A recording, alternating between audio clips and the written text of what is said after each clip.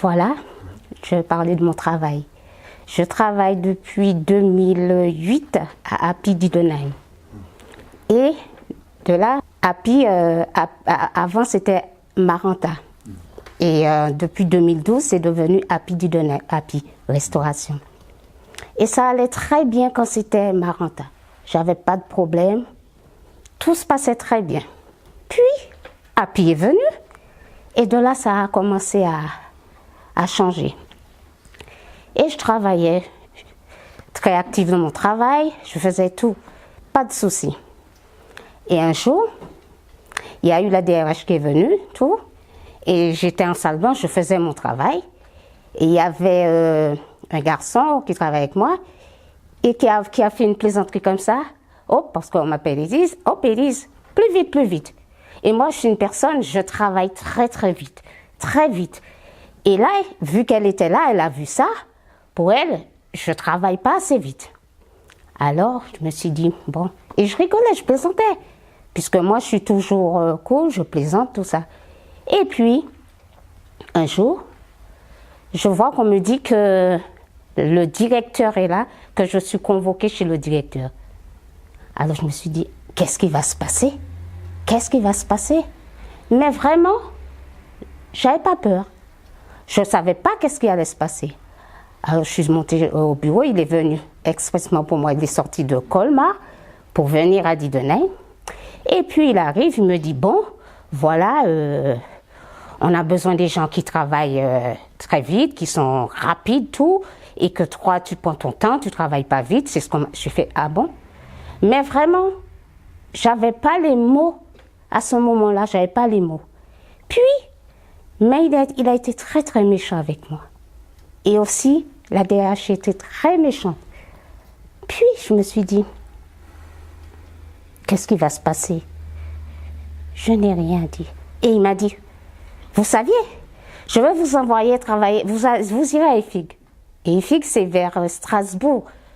Je lui ai dit, mais je ne peux pas aller là pour faire ce trajet. Matin et soir, je ne peux pas. C'est pas possible. Je lui ai dit, ben, si mon travail ne vous plaît pas, laissez-moi. Je ne sais pas, en cuisine, je peux aider les cuisiniers ou laissez-moi. Il m'a dit, ah non, pas question. Toi, je vais t'envoyer travailler EFIG. J'ai fait, d'accord. Et puis après, il m'a dit, bon, au revoir Élise, et vous irez là-bas. Mais entre-temps, c'est vrai, je ne vais pas mentir, ça m'a fait un choc. Un choc que je suis tombée malade, je déprimais. Mais je me suis dit, il y a Dieu. Il y a Dieu et je fais confiance à Dieu. Puis il y a les pasteurs de mes sœurs, il m'a vu, il m'a dit, toi, tu as un souci, tu es triste, tu n'as plus le sourire. Je ne te connaissais pas comme ça. Qu'est-ce qui se passe? Alors, je lui ai raconté mon histoire, je lui ai raconté tout ce qui m'arrivait au travail. Et puis, c'est vrai, j'ai fait une dépression, je suis restée 2 mois et demi, je ne pouvais pas aller travailler. Je ne dormais pas, je ne mangeais pas, mais rien. Et je continuais, il m'a dit, je prie pour toi, et je priais, je dis, Seigneur, je dis, mon Dieu, tu ne vas pas me laisser tomber, tu me connais, tu sais qui je suis.